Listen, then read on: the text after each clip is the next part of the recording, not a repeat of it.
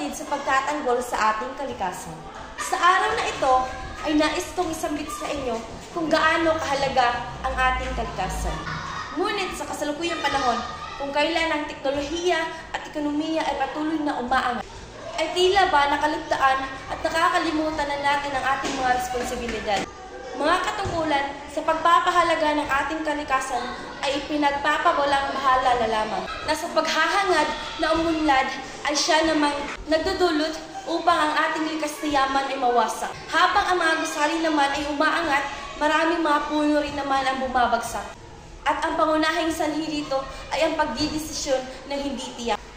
Na para bang ang pag-iisip ay hindi ginamitan ng utak, minimithi at ang gawain ng tao sa kapaligiran ay magkasalungat. Tulad na lamang ng resort sa baybayin na naging dahilan ng polusyon sa dagat at ang pag-usbong ng mga establisimentong sanhi ng pagkasira ng ating gubat.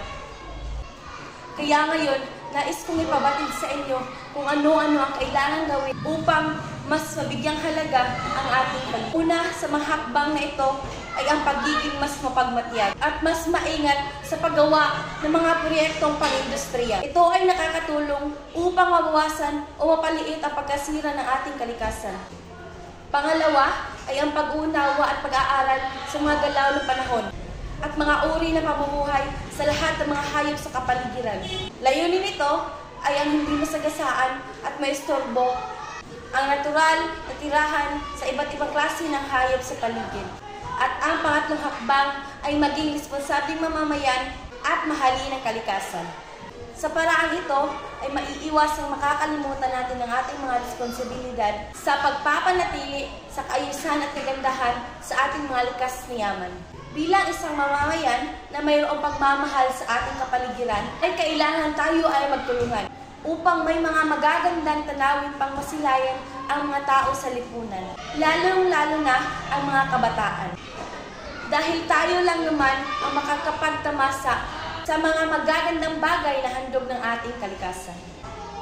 Bago ako magtapos ay nais ko lamang mag-iwan ng isang slogan na nagsasabing, kalikasan ay mahalin ng lubos at pangalagaan ng maayos.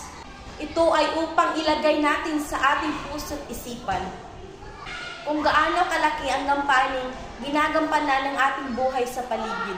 At hangad ko lamang ngayon na sa bawat pag-unlad ng ating pamumuhay, kalikasan sana'y mas lumago at magkakulay. Ako nga pala si Binibining Great Numbers. Muli, magandang araw at maraming salamat sa pakikinig.